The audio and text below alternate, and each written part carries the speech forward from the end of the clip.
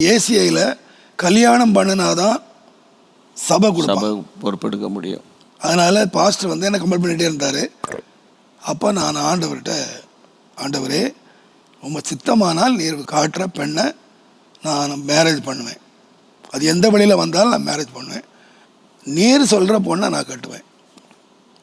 ஒரு 5-6 நாள் நான் ஊக்கமாக ஜெபம் பண்ணேன். அப்போ என்னுடைய காதில் கிளியராக சுகந்தின்னு ஒரு சத்தம் கேட்டுச்சு, பேர் மட்டும் கேட்டுச்சு. நான் அப்போ யாருக்குமே சொல்லலை, ஜெபம் பண்ணிகிட்டே இருந்தேன். 2 சுகந்திகள் வாழ்க்கையில் வந்தாங்க. பட் ஆண்டவர் ஒரு சுகந்தியை செலக்ட் பண்ணுறதுக்கு எனக்கு ஆண்டவர் கிருபையாக எல்லாத்தையும் எனக்கு உதவி செய்தார். நான் படிக்காதவன், அவங்க படித்தவங்க, அவன் கவர்மெண்ட் டீச்சர். நான் வந்து கேரா பிளாட்ஃபார்ம் கொஞ்ச நாள் தான் பாஸ்டர் இருந்திருக்கேன். ஆனால் அவங்க நல்ல குடும்பத்தில், நல்ல ஒரு தகப்பனிடத்தில், அவங்க சின்ன வயதில் அவங்க அம்மா இறந்துட்டாங்க. அப்பா ரொம்ப பாசம் காட்டி ரொம்ப அவங்கள செல்லமாக வளர்த்து குடும்ப பின்னணியில் வளர்ந்தவங்க. நான் வந்து அப்படி குடும்ப அன்பில் வளர்ந்தவன் இல்லை. பட் இன்றைக்கு நான் வந்து இந்த நிலைமையில் இருக்கிறது காரணம், இன்றைக்கு கூட நிறைய பேர் என் செய்தி வந்து ரொம்ப கரடு முரடாக இருக்குன்னு சொல்கிறாங்க.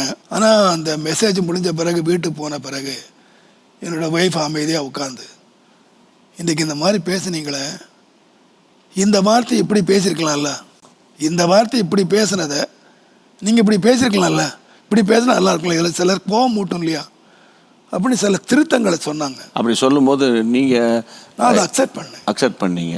ஓகே. சில காரியங்களை எதிர்த்தேன், கோவமாக பேசுவேன். ஆனால் பேசிட்டு நான் போய் ஜெபம் பண்ண போவேன். எந்த காரியத்தையும் ஆண்டவரே நான் வந்து இதான் சரின்னு நினைக்கிறேன், பட் ஒய்ஃப் வந்து இதை வந்து தப்புன்னு சொல்கிறாங்க, கர்த்தர் கிளியராக சொல்வார், அதுக்கு அந்த சத்தத்தை கேளு. உடனே என்ன மாற்றினேன். ஸோ அப்போ நான் சொல்கிறதான் சரின்னு சாதிக்க மாட்டீங்க. இது வரைக்கும் எந்த காரியத்தையும் நான் வந்து இதுதான் கரெக்டு, நான் சொல்கிறதான் சரி, அதை நியாயப்படுத்தி நீங்கள் பேச மாட்டீங்க. இப்போ உங்கள் ஒய்ஃபுக்கும் உங்களுக்கும் ஏதாவது மிஸ் அண்டர்ஸ்டாண்டிங்கு ஊழியத்துலையோ அது வராமல் இருந்திருக்காதுல்ல, எத்தனையோ வந்திருக்கு. ஆனால் ஒரு நாள் நீங்கள் ரீகன்சல் பண்ணி அடுத்து